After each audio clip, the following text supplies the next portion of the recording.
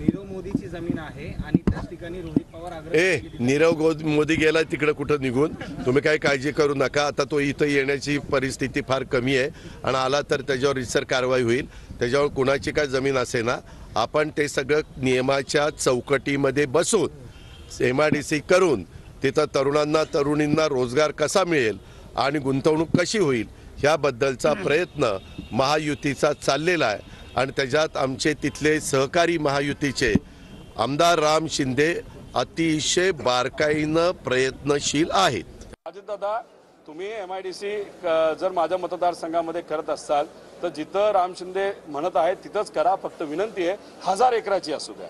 त्याच्याच बरोबर विनंती अशी आहे की त्याला फॉरेस्टची कुठली अडचण येऊ नये, नाहीतर तुम्ही MIDC अशा ठिकाणी कराल की तिथं फक्त गोडाऊनच बांधावे लागतील।